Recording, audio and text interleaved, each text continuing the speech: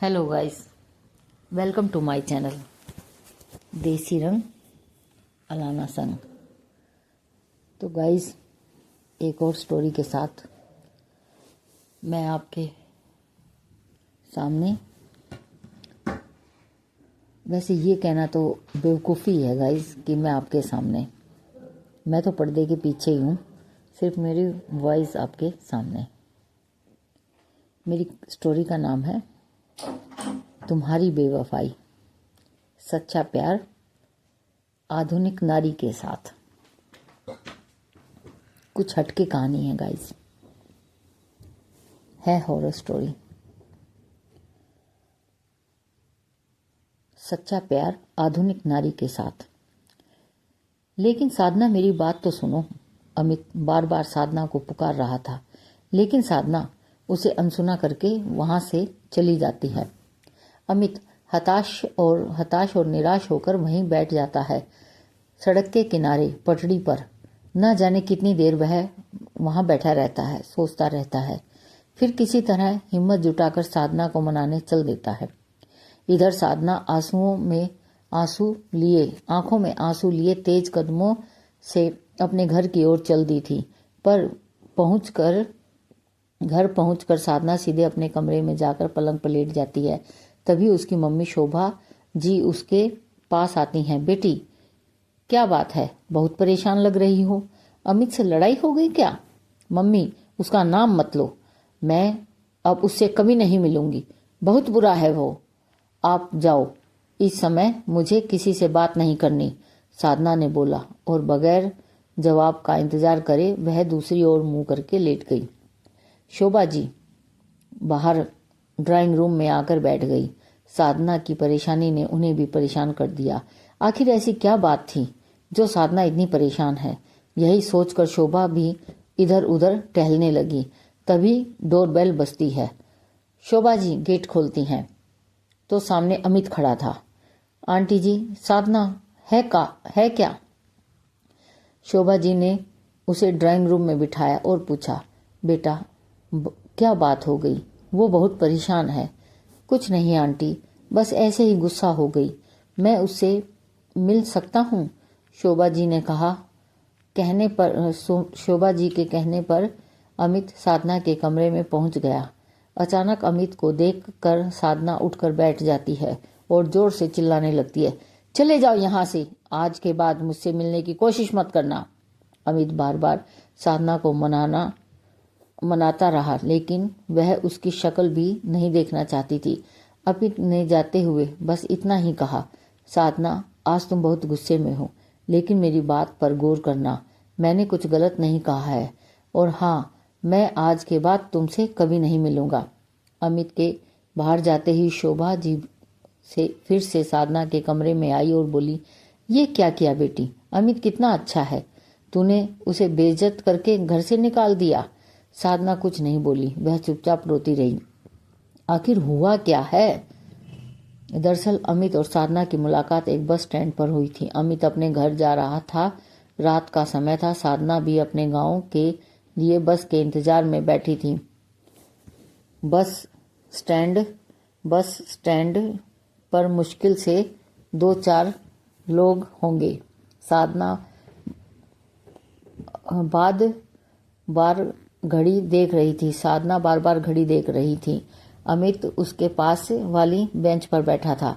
साधना अपनी जगह से उठी और अमित के पास जाकर बोली, आपको पता है बुलंदशहर जाने वाली बस कितनी देर में आएगी?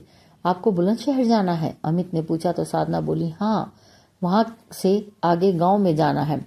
अमित ने कहा, मेरी बात मानिए तो वापस चली जाइए, यहाँ बस का कुछ पता नहीं कब आएगी, रात ज्यादा हो रही है। अगर बस आ भी गई तो रात के 2 बजे आपको बुलंदशहर उतारेगी। रात में गांव कैसे जाएंगी? सुबह की बस पकड़ लेना। साधना डर गई।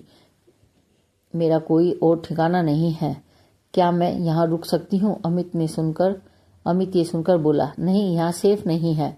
आप इस शहर में किसी को नहीं जानती? साधना ने डरते हुए कहा, मैं यहाँ किसी के बुलाने पर नौकरी के लिए आई थी। उसने मुझसे सारे पैसे ले लिए और नौकरी भी नहीं लगवाई। अब वापस जा रही हूँ। अमित बोला, वैसे तो मैं आपको नहीं जानता, पर अगर ऐसा है तो आप मेरे घर चलिए। सुबह तक रुकिए और सुबह बस पकड़ लेना, घबराइए मत। यहीं पास में मेरा घर है। घर में मेरी मम्मी है, आप सुरक्षित रहेंगी। साधना के पास कोई साधन नहीं था। वह अमित के घर चली गई। अगले दिन जब वह जाने लगी तो अमित ने उससे उसकी पढ़ाई के बारे में पूछा और उसे अपने ऑफिस में नौकरी की बात करने के लिए कहा। एक दिन और साधना ने रुकने का फैसला किया। शाम को अमित आया तो उसने बताया कि उसकी कंपनी में नौकरी मिल गई है। साधना बहुत खुश हुई। अगले दिन से वह ऑफिस जाने लगी। बाद में उसने किराए पर एक फ्लैट ले लिया। गांव से अपनी माँ को भी बुला लिया। धीरे धीरे अमित और साधना एक दूसरे को पसंद करने लगे। साधना का प्रमोशन हो गया, उसकी सैलरी भी अब बढ़ गई थी। साधना एक अच्छे अपार्टमेंट में शिफ्ट हो गई। मॉडर्न सोसाइटी में उठना बैठना पार्टी करना उसका रोज का काम हो गया था। इधर अमित ने वह कंपनी छोड़ दी थी, वह दूसरे शहर में नौकरी करने लगा। धीरे धीरे अमित और साधना में दूरी बढ़ने लगी। अमित के दोस्त उसे बताते कि साधना किसी और लड़के के साथ घूमती है, लेकिन अमित इसकी परवाह नहीं करता। धीरे धीरे अमित का भ्रम टूटने लगा। साधना उसका फोन नहीं उठाती थी, मैसेज का जवाब भी नहीं देती थी। एक दिन अमित अपनी माँ से मिलने आया तो उसने साधना को बाहर मिलने के लिए बुलाया। अमित ने साधना के सामने शादी का प्रस्ताव रखा और दूसरे शहर में उसके साथ चलने के लिए कहा। साधना ने साफ मना कर दिया। अमित ने कहा, मैंने तुम्हारे लिए नौकरी का भी इंतजाम कर लिया है। जितना पैकेज यहाँ मिल रहा है उससे अच्छा ही पैकेज मिलेगा। इसी बात को लेकर अमित और साधना में कहासुनी हो गई। तभी अमित ने कहा, साधना भूलो मत, तुम आज जो कुछ भी हो वो मेरी वजह से हो। उस समय तुम मेरे प्यार के लिए तरसती थी, आज मेरा फोन भी नहीं उठाती हो। साफ साफ बताओ बात क्या है। साधना बोली, अमित मैं अभी शादी नहीं करना चाहती। जीवन में शादी सब कुछ नहीं होती। यहाँ आज़ादी से जीना, ये सब छोड़ कर मैं तुम्हारे साथ नहीं जा सकती। यह सुनकर अमित को गुस्सा आया और उसने कहा, बस यह है कि तुम किसी और से प्यार करने लगी। मैं अब तुम्हें पसंद नहीं हूँ। मेरे दोस्तों ने सब बता दिया है। साधना को बहुत गुस्सा आया और वो अमित को उल्टा सीधा सुनाकर अपने घर आ गई। अमित साधना से बेइज्जत होकर अगले दिन अपनी माँ को लेकर वापस लौट आया। उसने साधना का नंबर भी ब्लॉक कर दिया। साधना अब जिस लड़के को पसंद करने लगी थी उसकी नज़र में साधना के पैसों पर ही थी। वह किसी न किसी बहाने से साधना के पैसे मांगता रहता था। एक दिन साधना ने मना कर दिया तो उसने साधना को कहीं मिलने बुलाया और उसे बहुत मारा। उसके साथ जबरदस्ती करने की कोशिश की। साधना किसी तरह जान बचाकर अपने घर पहुंची। उस दिन उसे समझ में आया कि अमित के प्यार को खोकर उसने बड़ी गलती कर दी है। वह तैयार होकर अमित से मिलने के लिए चल दी। जब वह अमित के घर पहुंची तो पता चला साधना के घर से आते समय अमित कार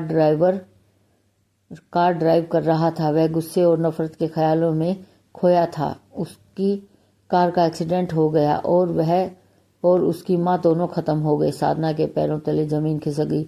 जिस अमित ने उसे सहारा दिया वह उसी की मौत का कारण बन गई। साधना ने रोते रोते घर वापस आ गई और उसने अपनी मम्मी से कहा, मम्मी गांव वापस चलो, अब मैं नौकरी नहीं कर पाऊंगी न शादी। दोनों गांव के लिए रवाना हो गए। Thank you guys. अगर मेरी ये कहानी पसंद आई तो प्लीज़ चैनल को सब्सक्राइब करें, लाइक एंड शेयर करें।